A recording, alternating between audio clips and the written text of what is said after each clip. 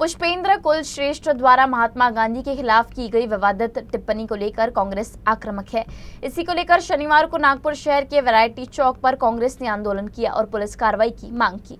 आज भी महात्मा गांधी के विचार प्रासंगिक और प्रभावी है तथा विश्व भर में उनका सम्मान किया जाता है, लेकिन अपने ही देश में उनका अपमान किया जाना बेहद दुर्भाग्यपूर्ण है।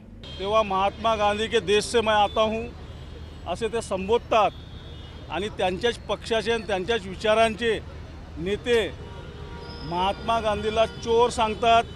महात्मा गांधी हे महात्मा नाही आहे असे जेव्हा उद्गार काढतात तर ही ताकद त्यांना कुठून मिळते हा प्रश्न विचारण्याकरता हा आज आंदोलन आम्ही उभं केलेलं आहे। आणि जे कुकृत्य त्यांनी केलेलं आहे, जे वाक्य महात्मा गांधीजीबद्दल बोललेलं आहे, कारण महात्मा गांधीजीला ही पदवी कोणी दिली नाही आहे, ह्या देशाच्या जनतेने दिलेली आहे आणि त्याला पूर्ण विश्वाने मानलेलं आहे। आज आपण बघत असाल महात्मा गांधी कोणतंही फॉरेन डेलिगेशन आला तर महात्मा गांधीच्या समाधीवर जाऊन स्वतः पंतप्रधान त्यांना घेऊन जातात आणि अशा व्यक्तीबद्दल ज्यांनी ह्या देशाला स्वातंत्र्य मिळवून दिला आणि त्याच्याबद्दल असे उद्गार वापरणं कितपत योग्य आहे।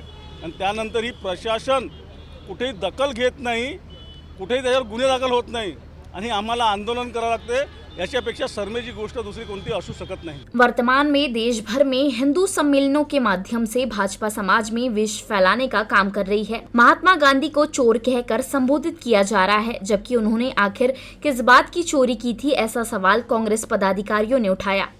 आणि सकल हिंदूच्या नावाने जे हे लोक RSSचे लोक हे जे हिंदू लोकांना चिथवण्याचं काम करत आहे की महात्मा गांधी होऊ शकत नाही, ते चोर आहे, तर त्यांनी अशी कोणती चोरी केली आणि ते महात्मा होऊ शकत नाही असं काही तुमच्याकडे काही ठोस पुरावे आहे का? हे जाणून बुजून लोकांचं ज्या शेतकऱ्यांसाठी असो, बेरोजगारांसाठी ज्या समस्या आहेत त्यांच्यापासून हे लक्ष दुसरीकडे डायव्हर्ट करण्यासाठी हा प्रकार RSSचा सुरू आहे हिंदूंच्या नावावर। यांचा आम्ही निषेध करतो नागपूर जिल्हा ग्रामीण काँग्रेस कमिटीच्या वतीने आणि यांच्यावर गुन्हे जे काही गुन्हे होत असेल ते गुन्हे दाखल झाले पाहिजे, हाच आमचा एकमेव याच्याबद्दल